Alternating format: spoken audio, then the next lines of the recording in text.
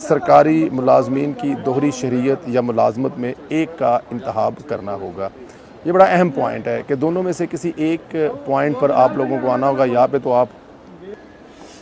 वफाकी हुकूमत की जानब से जनाब ये जो 27वीं तरीम में जैसे मैंने आपको बताया कि इसमें एक नया आर्टिकल लाने की कहा जा रहा है कि ये जो सरकारी मुलाजमीन है या तो ये सरकारी मुलाजमत रख लें तो या फिर अपनी दोहरी शहरियत रख लें, वह दोनों में से एक का इंतखाब कर लें। जिनके पास अमेरिका, कनाडा, पुर्तगाल की नेशनलिटियाँ हैं, उनके पास वहाँ की शहरियत है, वो वहाँ की चूज़ कर लें और सरकारी मुलाजमत को गुड बाय कह दें। पीपल्स पार्टी की मजलिस आमा के इजलास में मुजवज़ा तरजमीन पर गौर जारी है और ज़राए ने कहा है कि हुकूमत का कहना है कि पब्लिक ऑफिस होल्डर दोहरी शहरियत नहीं रख सकता, मगर एक सियासतदान जो है वो अगर दोहरी सियासत जो है वो शहरियत नहीं रख सकती, उस पर वो इलेक्शन नहीं लड़ सकता, तो फिर यही सिविल सर्वेंट के लिए क्यों नहीं है कि वो कोई जज है, वो कोई जर्नल है या वो कोई किसी दूसरी ब्यूरोक्रेसी में जो अपने फ़राइज़ सर अंजाम दे रहा है।